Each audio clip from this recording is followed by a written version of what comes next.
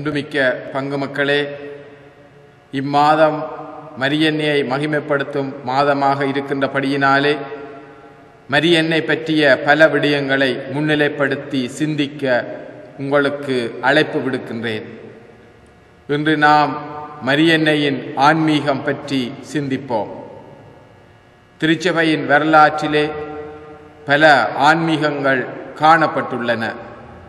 ஆசீர்வாதப்பர் ஆன்மீகம், இஞ்ஞாசியார் ஆன்மீகம், பிரான்சிஸ் ஆன்மீகம் என்பவைகள் இவற்றுக்குள்ளே குறிப்பிடத்தக்கவைகள்.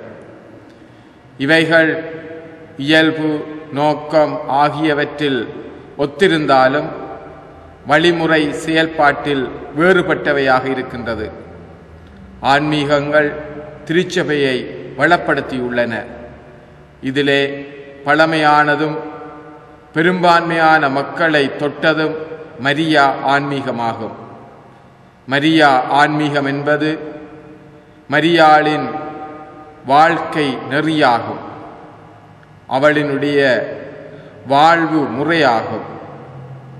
ஆன்மீகத்துக்கு வாழ்வு முறை அல்லது வாழ்க்கை நெறி என்று பொருள் கொள்ளலாம். முறையான வாழ்க்கையை வாழுகிறவர்களின் வாழ்வுக்கே வாழ்க்கை நெறி என்ற பெயர் தரப்படுகின்றது. எல்லா மனிதரும் முறையாக வாழுவதில்லை. முறையாக வாழ்பவர்களுக்குள்ளே தான் ஆன்மீகம் இருக்கின்றது. இவர்களின் வாழ்வு அவர்களின் வாழ்விலே இருந்து வேறுபட்டது. மரியாளின் வாழ்வு அவள் காலத்து மக்களிடமிருந்து வேறுபட்டதாக காணப்பட்டது. அவள் காலத்து பெரும்பான்மையானோரினுடைய வாழ்வு இறைவனுக்கு எதிரான கிளர்ச்சியின் அம்சமாக இருந்தது. இதற்கு பல உதாரணங்களை வேதாகமத்தில் இருந்து சம்பவங்களாக நாங்கள் கூறலாம்.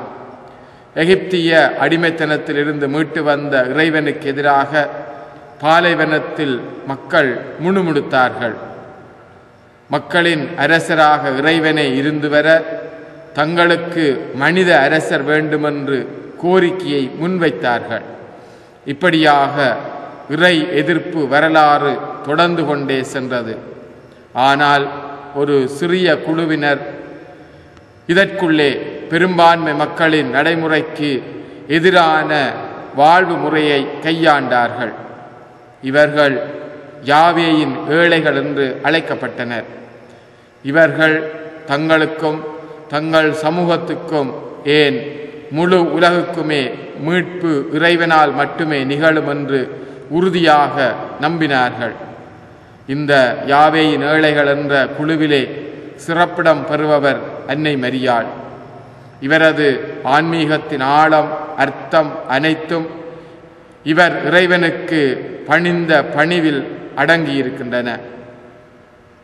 வானதூதர் வழியாக தம் மகனது மானுடலாவதற்கு மரியா தாயாக சம்மதிக்கின்றாரா என்று இறைத்தந்தை கேட்டபோது மரியா ஆகட்டும் என்று பதில் கூறுகின்றார். இதுவரை மக்கள் தங்கள் விருப்பத்துக்கே ஆகட்டும் என்று பதில் தந்திருக்க, மரியா வரலாற்றில் முதன்முறையாக இறை திருவுளத்துக்கு ஆகட்டும் என்று பதில் தருகின்றார். இந்த ஆன்மீகம் கடவுளின் உள்ளத்தை கொள்ளை கொண்டது மட்டுமல்ல, மக்களின் மனங்களையும் கொள்ளை கொண்டது. பாமர மக்களின் வாழ்வை கூட தொடுவது, திருச்சபையினுடைய மறைந்த சக்தியாக இருந்து கொண்டிருப்பது. மரியாவின் ஆன்மீகமான இறைப்பணிவு, தாழ்ச்சி, இறை செயல்பாட்டின் மேல் கொண்டுள்ள அசைக்க முடியாத நம்பிக்கை ஆகியவைகள் கடைப்பிடிக்க வேண்டிய விடயங்களாக இந்த நூற்றாண்டிலும் உணர்த்தப்பட்டு உணரப்படுகின்றன. எனவே இந்த ஆன்மீகத்தை நாம் கடைப்பிடித்து மரியாள் வழி இறை தந்தையை நாடி செல்லுவோமாக. நன்றி.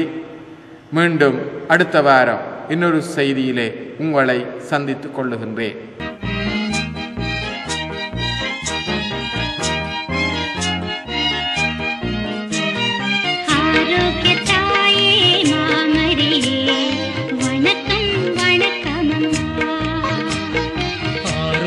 தாயே மாமரியே வணக்கம் வணக்கம் அம்மா. அகிலம் போற்றிட உயர்ந்தாயே வணக்கம் வணக்கம் அம்மா. அகிலம் போற்றிட உயர்ந்தாயே வணக்கம் வணக்கம் அம்மா மரியே. ஆரோக்கியத்தாயே மாமரியே வணக்கம் வணக்கம் அம்மா.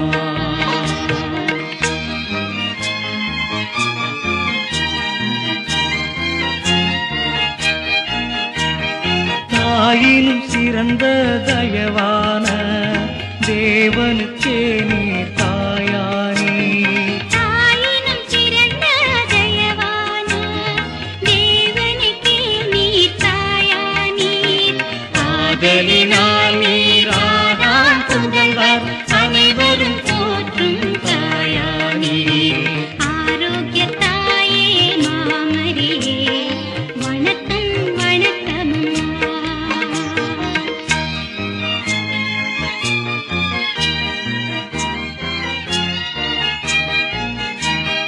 திருமறை போற்றும் திருமகளே திருச்சபையோரின் தேற்றரவே.